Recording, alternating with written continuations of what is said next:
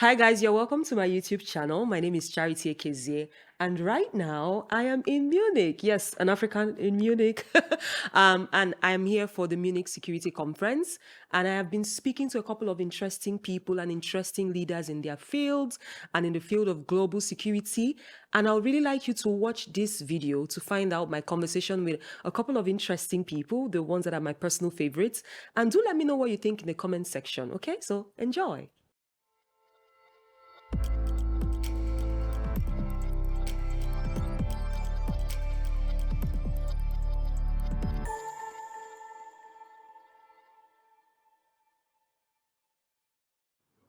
Hello and welcome to the MSC YouTube studio. My name is Charity, and joining me is the UK Minister for Development, Women and Equalities, Anneliese Dods.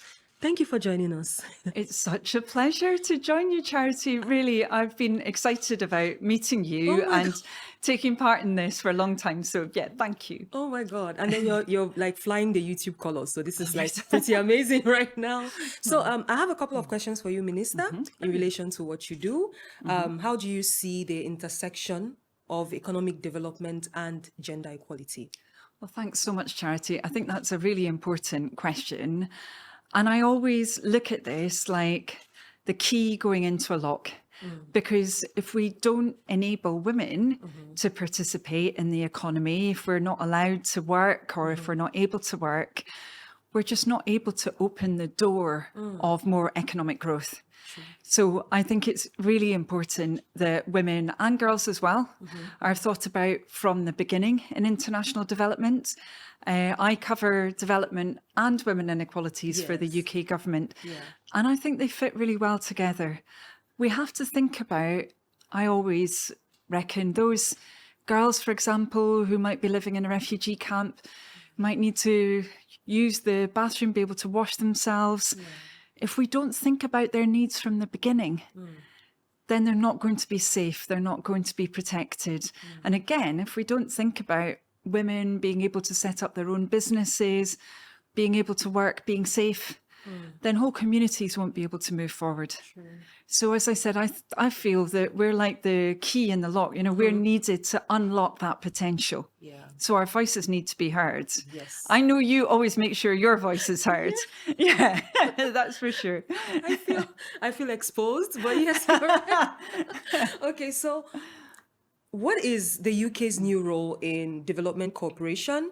And in light of the fact that the US is withdrawing and freezing funds on a couple of things, what's the UK's new role? Like, how does the UK step in to fill in the gap?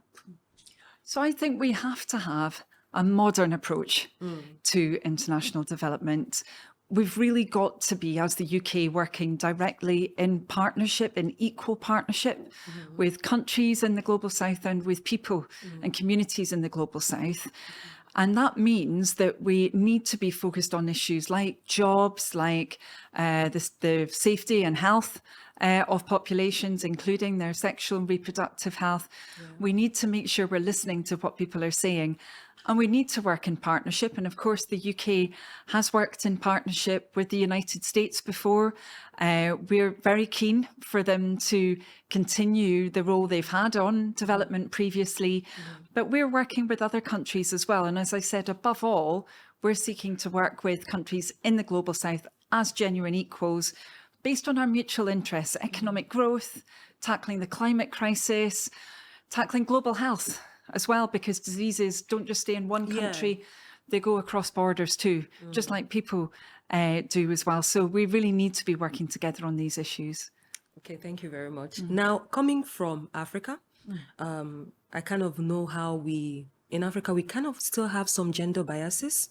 We still have some issues with gender-based stuff. It's like gender equality is still a little bit tough.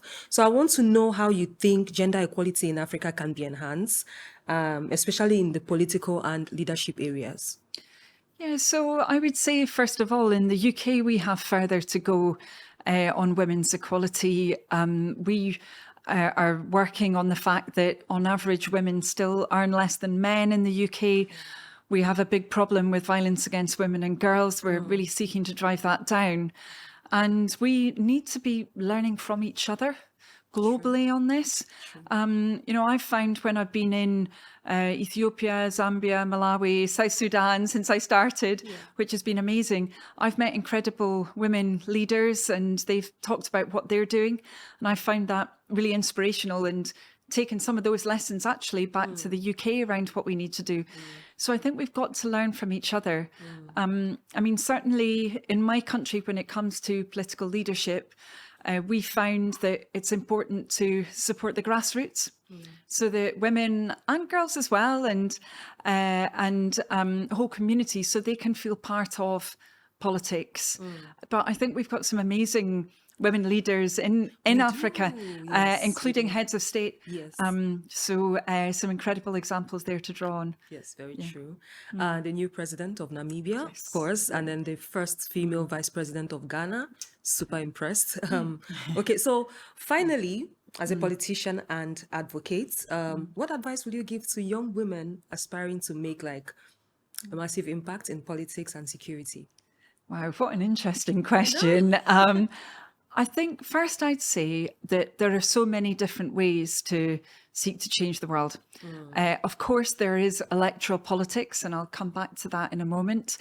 But there are also the changes that we can all seek to make in our communities, and also the changes that we can try and make around public discourse and the public debate and discussion, and the kind of thing that you've been doing without putting you in the spotlight again, Charity. But all of that contributes to us ultimately making sure that opportunities are available for everyone, you know, that we're challenging stereotypes as well about women and girls, and that we can move forward together on the big global challenges. When it comes to our role in politics, I mean, I came into electoral politics quite a long time ago, you know, back when the dinosaurs roamed the earth just about. So we're talking kind of, oh goodness, over 20 years ago. Back then, social media like this was far less important. We were just starting to get email back then. So I suppose I had some time to get used to this, the pace of social media. I think for some women coming in now, it can be difficult because there can be a lot of criticism on social media. But I think there we just have to work together. We have to build our networks. We can kind of develop that power and support amongst each other. And I think we need to draw inspiration from, you know, different leaders as well, and work together with men who are backing women's leadership too. So I think there's a huge amount of opportunity there. And I suppose I would just say to any girls and women who are thinking of getting involved, like you said, Charity, just go for it. Just go for it. Because you can do so much to change things when you get involved. You're right. Okay, finally, I'm going to ask you my own thing. So you've been to many African countries like you've listed. Which one is your favorite so far? Oh no. Which was your favorite to visit? Don't worry, we're not going to fight you at that. We love each other. I know. Any country and I'm happy. Because genuinely, I absolutely loved meeting people in each one of those countries and finding out about the incredible work that's being done. In Zambia, it was fascinating to learn about all the innovations that are happening in the energy system, and so quickly. I mean, that change is coming so rapidly. Lots of amazing businessmen and businesswomen, really interesting to see. Again, I think a lot that the UK can learn from around that entrepreneurial approach, and a lot of links between our two countries. In Malawi, it was really fascinating to learn from some of those who've been engaged in making sure that government works for people, you know, dealing with issues around transparency. Some of the females involved in the judicial system, they're really strong women. That was really interesting. And then in Ethiopia, the rapid pace of change that you can see, particularly in the capital, you know, incredible opportunity there, no question. And in South Sudan, some of the civil society activists are doing amazing work in really difficult circumstances. And the strength of some of the people that I met was also very inspiring. I met some people who'd, both children and adults, who'd had to come out of Sudan back into South Sudan. And their incredible resilience in the face of what had happened to them was something that I'll never forget. So definitely each one of them. Here you go. I'm being very careful here. No, don't worry. I'm not, not today. But I'm really happy you said all these, because at the end of the day, I feel like so many people have negative mindsets about Africa, and then saying these amazing things you experienced in each of these countries is heartwarming. Like, the world gets to see this and be like, okay, well, Africa is not all that bad. I mean, yeah. So thank you so much. Oh, by the way, one last thing. Can you say Dalu? Dalo. Hey, look at you. So it's my language and it means thank you. Oh, So that's it's really Igbo. Yeah, I nice. just taught you something. Oh, Okay, so brilliant. thank you so much, Minister, for joining me today. I am truly grateful. You're an amazing person with an amazing spirit. And I wish I could go home with you, because you're like my mom right now. So thank you so much for joining us. I'm super grateful. Oh, well, it's been a real pleasure. Dalo. Hey! Okay, that's wonderful. Thank you. Thank you.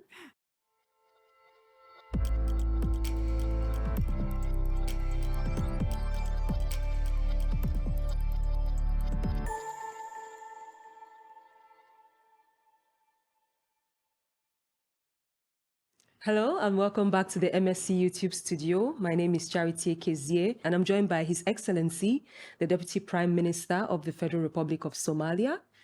Thank you for joining me, Your Excellency. It's a pleasure to be here. So, first of all, I am a content creator and I dispel stereotypes about Africa, because I believe that Africa does not have positive PR in the West. So I make sure that everything I do is to showcase the positivity of Africa. And I've had questions from people asking about Somalia, saying, oh, there's no internet in Somalia and Somalia is this and that. So now my first question to you is, as a leader, how do you address and challenge stereotypes about Somalia? And how can African leaders work together to challenge these stereotypes and change the global narrative about Africa?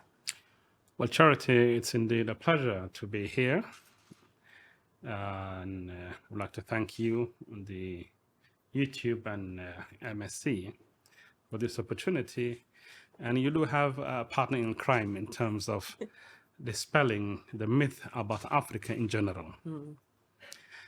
I recall a book written by one of my former professors from Nigeria. He's written a book called Africa, You're Not a Country. Wow. Basically indicating that Africa is a huge continent with very diverse experiences and different attributes. Storytelling is something very personal. And the problem with the African societies and states was that their story has often been told by others. So I think this platform should give us an opportunity to present the actual and the factual, contextual story of Africa, or Somalia in this case, country that I represent. There are a lot of positive things happening in Somalia. You started with internet. Somalia has one of the best internet services in the continent, if not in the world. It is one of the most thriving sectors. We have financial institutions and instruments and financial services using internet to make payments even. So maybe one day when we invite you, you will get a better picture. Definitely. The Somali people are also very entrepreneurial and skilled, resilient people by nature.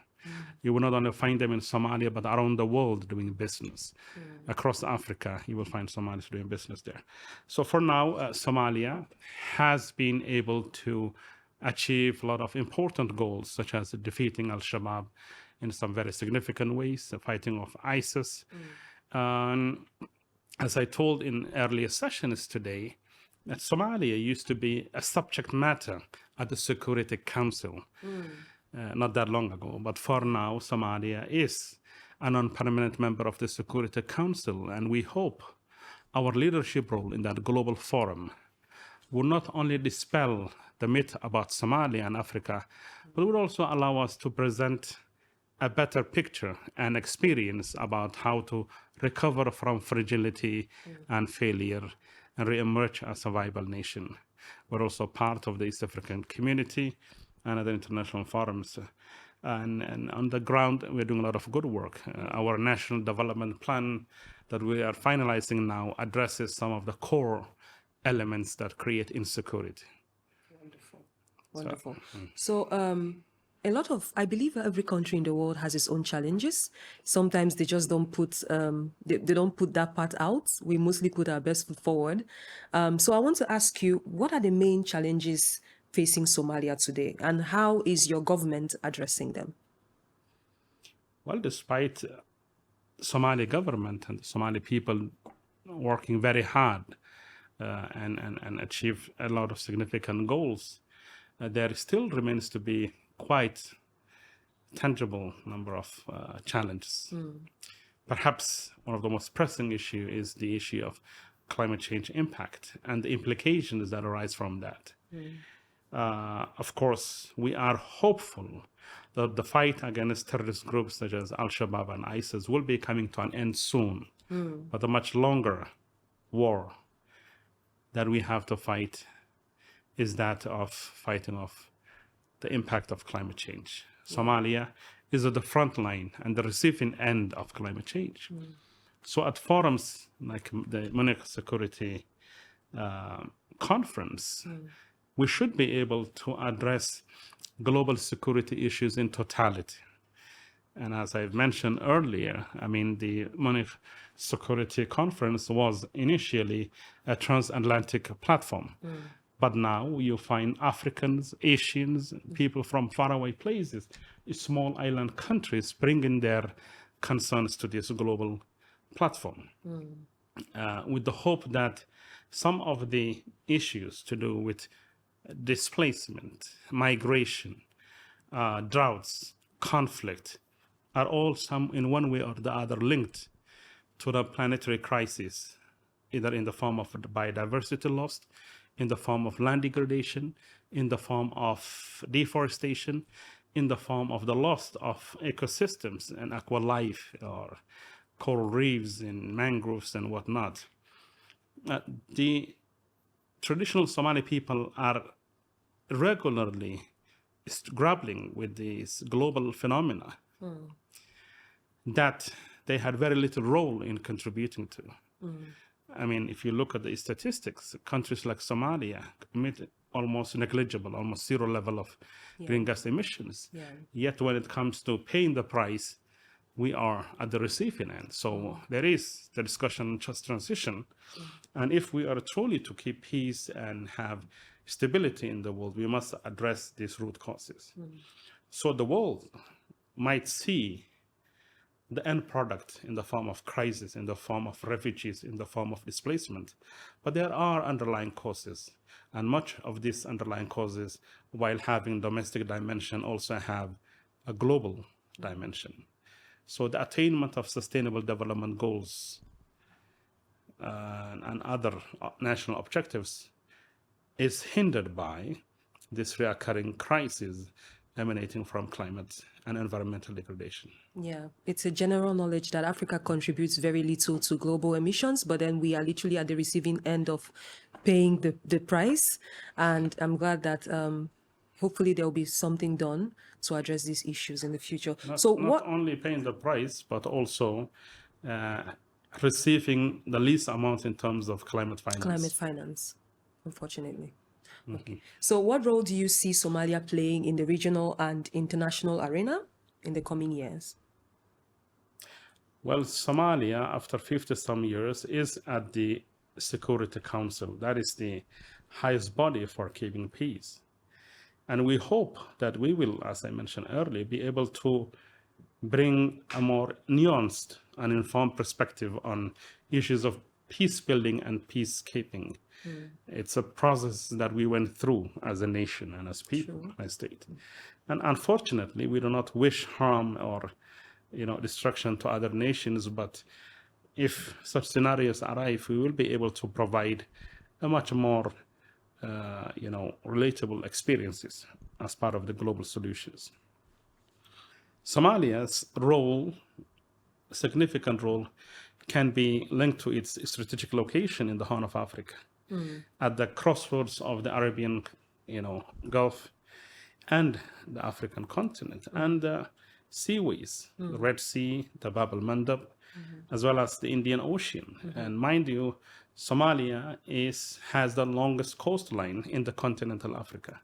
Wonderful. And for much of our recent history, our marine resources were exploited by illegal fishing and other practices. Unfortunately, much of the world would only see movies about piracy and whatnot without understanding what is it that produces this phenomenon. And we don't have piracy per se as of now. And that is indicative of the developments in Somalia's both federal member states and the national level.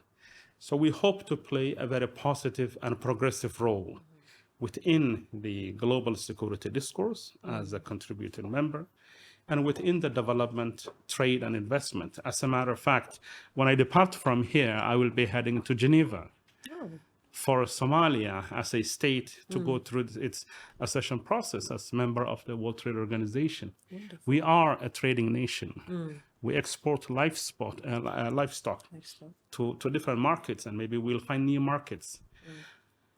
We have one of the highest potential in terms of solar energy and wind energy in the world. Yet, for now, it's one of the most expensive places to produce energy. So on one hand, there is an emerging global regime that talks about not utilizing carbon, based energy. And on the other hand, Somalia is one of the most expensive places to produce energy. Not only Somalia, but the whole of Africa. About 350 million Africans do not have access to light. In fact, Germany and France combined consume more in terms of industrial energy than the whole of African continent. Wow. Okay. That's what the statistics tells us. So it is about time to find a just transition in terms of both energy, and Somalia hopefully would be able to provide a leadership perspective on development discourse, on trading opportunities, and also investment in various sectors. That is our intention. So, Your Excellency, what is your vision for the future of Somalia? The future of Somalia is very clear-cut, at least in our minds. We hope to have a stable, democratic, and a constitutional state, federal one, that is not only at peace with itself, as the vision of our president has been when he went to election, not only at peace with itself, but also at peace with the rest of the world. Our vision is to increase our potential as a trading nation, and one that can connect to the rest of Africa and the global supply lines. Our hope is to bring about development in terms of human capital development, skills development for our workforce, so that the Somalis our citizens would have a higher purchasing power and production capabilities. We do have the potential. We do have the natural resources. It is a matter of investing in human capital, and our national transformation plan that we're going to release, but it will be going to the cabinet soon, in a matter of weeks, if not less than that, is a comprehensive approach to resolving the various impediments to our development aspirations. So we see a very bright future for Somalia, and that does not come with only our effort. We certainly appreciate the useful role of countries like Germany and others who are here today, and our African brothers and sisters who have contributed to our efforts to revive our national institutions and our government. Thank you so much, Your Excellency, Sir Jama, for joining me. I really hope that your vision for Somalia is fulfilled, and just for Somalia, but everything in Africa gets to be eventually, shall I say the word, sorted out? And, Africa needs more PR like this. We need the world to actually know who we are. It's no longer time for us to hide in the shadows. So thank you so much for joining me here, Your Excellency. I'm truly grateful. It's a pleasure. Thank you very much. Thank you.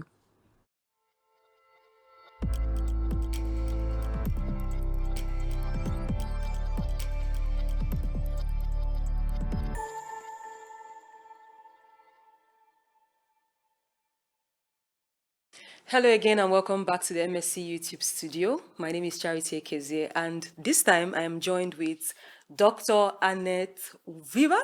Weber, did I get it correct? Okay, she is the European Union Special Representative for the Horn of Africa. Welcome to the show. Thank you very much, Sherry. So, you are a human rights defender. That is something that's really intriguing. And you are also a conflict resolution expert. And you have worked in Somalia and Sudan for a couple of years right now. So Decades. Decades. Yes. So one of the main things you advocate for as the EU Special Representative in the Horn of Africa is that you promote the EU's political goals in that region. Now, can you give me a brief summary of what this job entails? Yes, I would like to start with Sudan.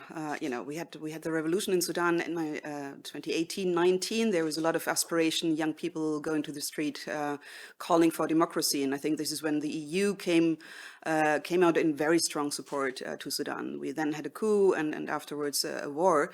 For us, this means like that we still keep the promise that we gave to the young people, that we gave to the people of Sudan, that we want to support their aspirations towards democracy. So we're working a lot with the civilians, with civilian groups, with individuals, with activists, with young people, with old people, with people inside, with people outside. So this is a very strong focus we have to really bring a civilian transition back to Sudan, or help bringing a civilian transition back to Sudan. But unfortunately, of course, most of my work right now is on conflict mediation. So trying to see if there is an entry point to get the two belligerent parties in Sudan to an understanding that basically ending the war is more in their benefit than continuing the war. Yeah. I think on Sudan, this is not so easy, but I would like to come to maybe a more positive example.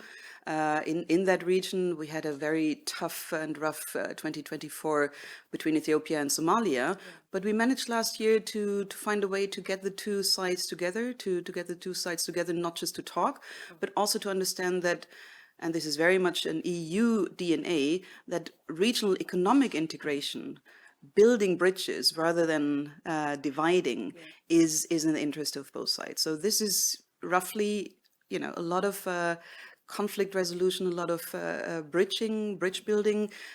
This is my job, but my job is also a regional job. So it's not in the countries only, but it's also connecting the countries in the region, and of course also hoping for this region to become a stronger region and a more unified region. Exactly, just like you said, because you're more focused in the region of the Horn of Africa, I would like to know what the importance of the Horn of Africa is. To the EU? Yes. I mean, it's important because it's our neighbor. It's basically our direct neighborhood. If you look at the waterways, the Mediterranean goes through the Red Sea. The Red Sea, 25% of our trade goes through the Red Sea. Underwater cables, our connectivity, you know, quick connectivity is also going through the Red Sea. We are receiving green hydrogen from the Gulf through the Red Sea. So the Red Sea is really a nexus for us. This is hard security interest, but of course it's also the interest to have the region a stable region. We do want the region to function as a region, a strong region, because of course we also want to engage with the region in trade. We want to engage with the region in political relations, as we do with all countries, but we also want to support the aspiration of the young people in the region, because of course, as you know, basically all member states of the EU, the big discussions now on migration. So we feel very strongly that if the young people can shape the future in their own countries, in that region, that is definitely a better solution than having the migration issue moving to the Mediterranean. That's amazing. So the conflict in Sudan has been going on for quite a while now. So I'd like to know what the current situation is at the moment, and how do you think this conflict can be resolved, like in your own perspective? I think the conflict can be resolved today. We have two sides, or, you know, and we could end having 10, 20. We could end having a Somalia scenario. We could end in in a Sudan that is not governable. And I think this is why the red flags that we see right now should really be red flags for the two sides to say, okay, what do we want? How do we want a unified Sudan? Territorial integrity is important to us as Europe, as you know from Ukraine, where we stand very strong behind the unity of Sudan. And I think if we can make the case for what is beneficial to the people of Sudan, it's clearly not beneficial to have 12 million people internally displaced. It's not beneficial to have more than 20% on the verge of starvation. It's not beneficial to have more than half of the population in need of outside humanitarian intervention. This is not beneficial. So if you really want to have a strong country as a leadership, you need to negotiate with your nemesis, with your enemy, to come to a solution. And I think what is in the interest of the region is also that Sudan is not going to fall apart, that it's not becoming an ungoverned space. So I believe it's possible. I believe it's possible if the two parties can agree to how do they want, this peace to be shaped. But then it's also very important for the Sudanese themselves, for the Sudanese civilians, to tell us how do they want to see the future of Sudan. Yeah. Okay, so you've mentioned a couple of interests by the EU in the Horn of Africa and in Sudan, of course, but is the EU doing anything specifically to resolve the conflict in Sudan? And if there are, what exactly it is? Or is it? Sorry, what exactly is it that you're doing? Sorry, my English. What we're doing, I think, even before the war, of course, we have been a very strong provider for humanitarian aid ongoingly, not just in Sudan, but in the region. You might remember the Paris conference last year.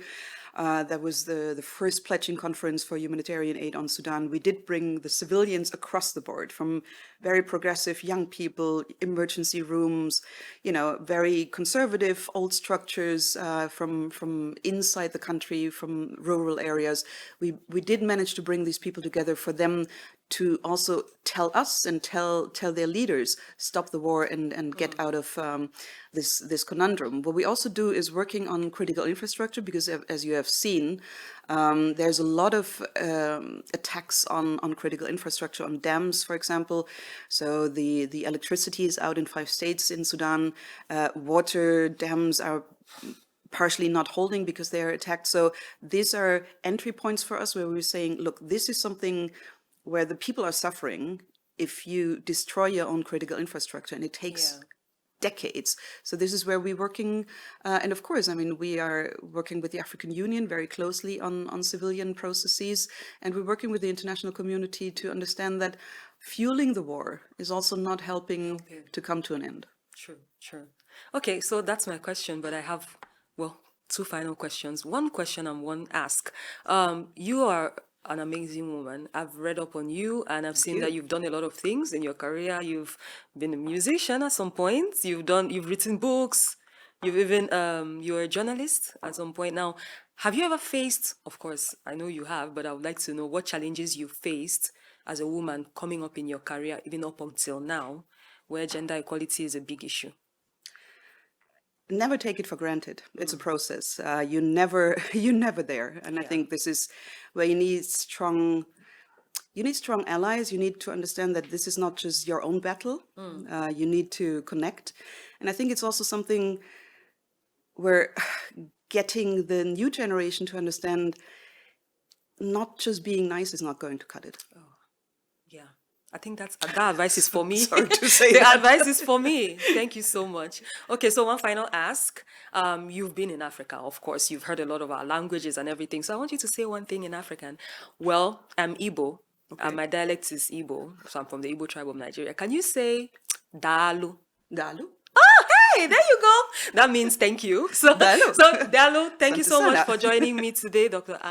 Annette. Can I call you Anne?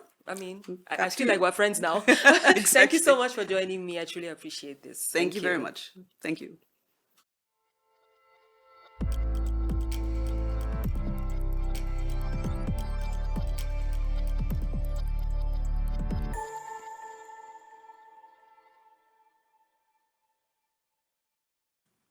Hello and welcome to the MSC YouTube studio. My name is Charity Ekezie, and today I am joined with Dr. Vera Songwe, the founder and chair of the Liquidity and Sustainability Facility, and also, a very personal favorite because she's from Cameroon and I grew up in Cameroon. Hi, good morning.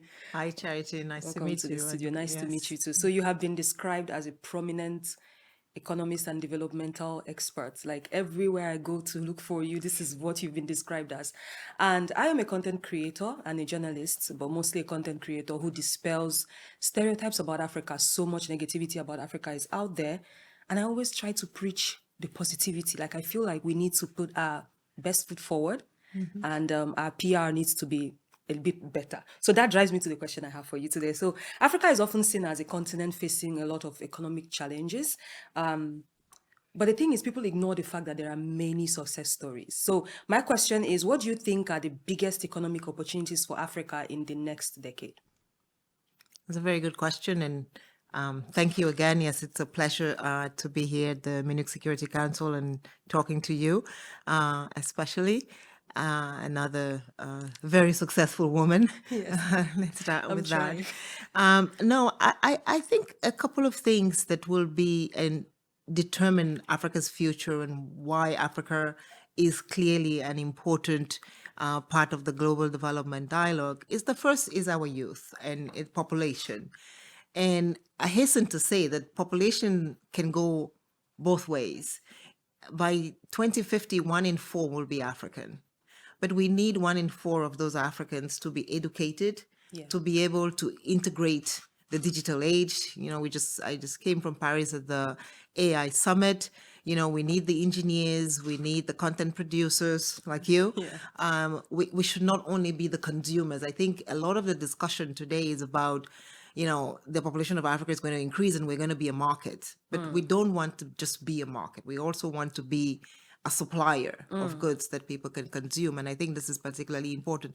The good news is that education on the continent has advanced substantially from the 1960s. We have almost 70% of our young girls are in school today. They were not in school before, but we still have a struggle with, and we need to improve on the quality of that. So that's one. The second one, of course, is rare minerals. We have, the rare minerals that are needed to produce the economy of the future. I think in the summit and many other places, we will be talking about the need for rare minerals to be able to sort of fight the chips war or be, advance in the chips war. In Paris, we just heard $190 billion to sort of reshape the French chips industry, $500 billion to reshape the American industry. We would like, $1 billion announcement to reshape the African industry. We have those resources. So I think the AI digitization is a huge and important component where Africa, again, is an important component. Third, and maybe it should have been first, is climate change. And this, Africa has 2 ways to go with climate change. We have the benefit of not being a huge emitter of greenhouse gases. And the huge positive is that actually we capture and sequester because of the peatlands, almost 3 years of carbon emissions every year. So essentially, we're cleaning the world for everybody else.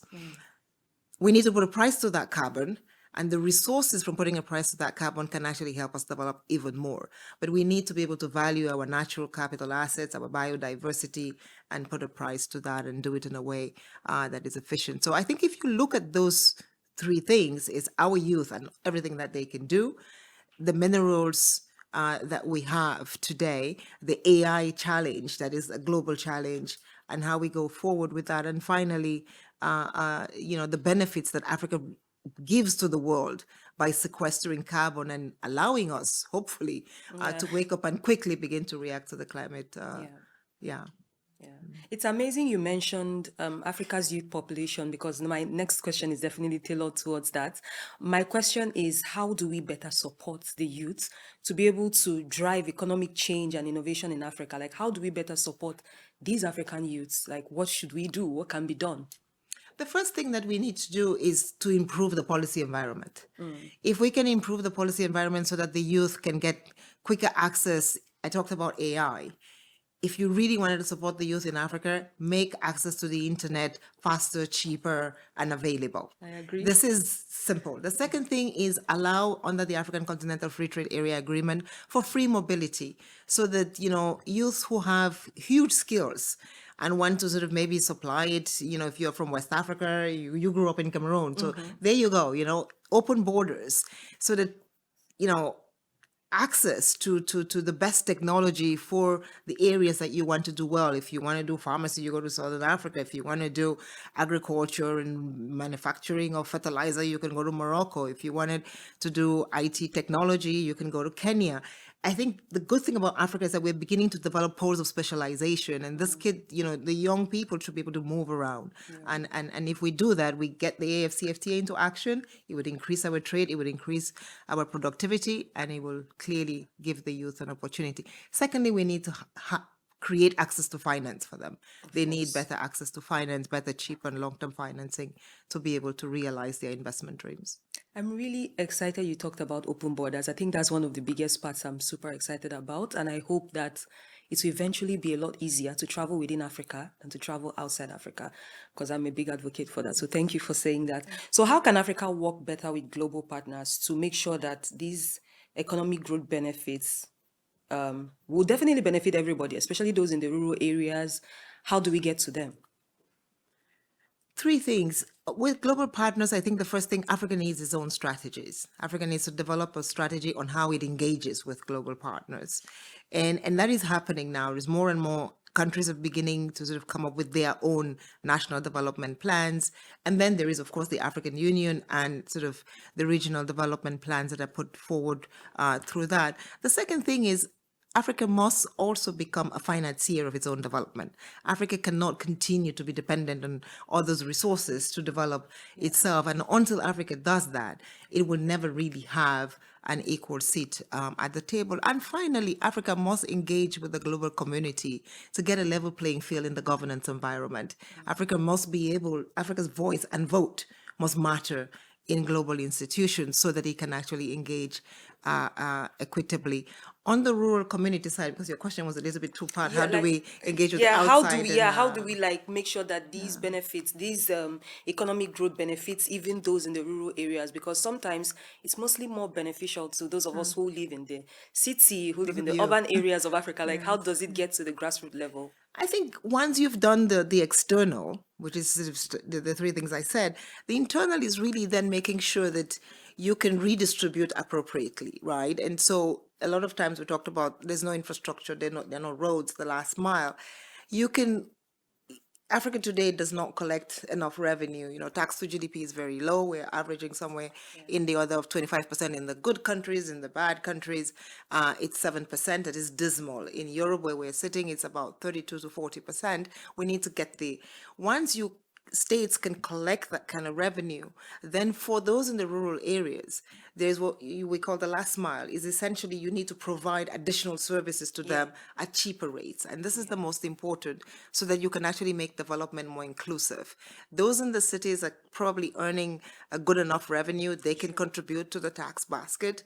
They are getting, access to electricity, clean water and all. And so it's much more expensive to deliver the services further out. And that is where the state becomes even more important in this area. So we need to make sure that the presence of governments are felt in those areas, and you can make them growth more inclusive. Okay, that's everything. But I have a final question. Being a woman, you're literally inspiring me right now, because as an African woman, we know how challenging it can be for us to get to a certain level and not being shunned down. So I wanted to ask if you've ever faced any challenges being a woman in your field and trying to advocate for, economic development in Africa and, just these investments and everything. Look, being a woman globally is a difficult a challenge. It remains a difficult challenge. I think globally we still have only about 10 women that are represented in global boards. Sure. We still have in Africa, I think leadership by women is quite scant, and congratulations to the new and incoming president of Namibia. She adds to female leaders. in a lot of our parliaments, which is, I think, many people focus on sort of the presidency, but I think one needs to also look at the parliament where legislation is made. And there's so many studies that have shown that when women are in charge, involved, and can contribute to legislation, then they make the kinds of legislation that deliver kindergartens, that deliver Yes. facilities, that make sure that as a woman, you can have a family, be it taking care of your mother, your parents, your children, or the sick in your family, and still be able to realize your dreams of getting a job and working. So I think this is the sort of standoff. Most important point is women in society deliver huge economic returns, whether they're in boards, whether they're at home, or whether they're in business. And so we need to make sure that we can bring them in.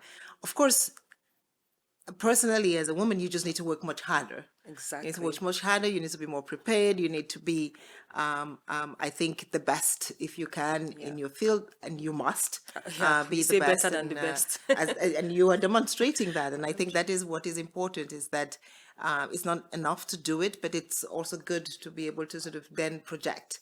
Because what the younger, I find the younger girls across the globe need is role models. role models, They need to be able to emulate something, emulate somebody, believe in their dreams. And again, this is where technology is amazing, because you can do and realize your dreams from anywhere, almost anywhere in the world, if we get better access to internet, connectivity, digitization.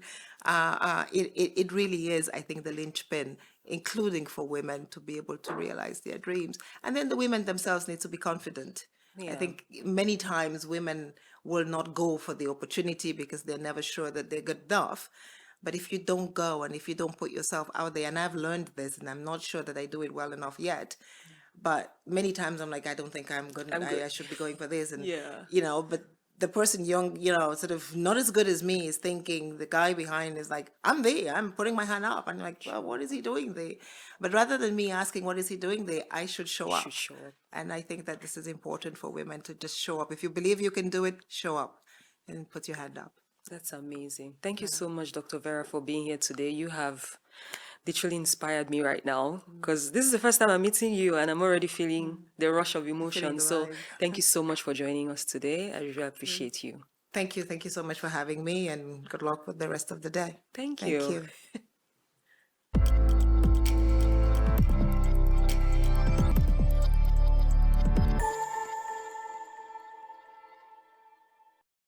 All right, guys, thank you so much for watching. Do let me know what you think in the comment section. But for me, these are like the most interesting interviews.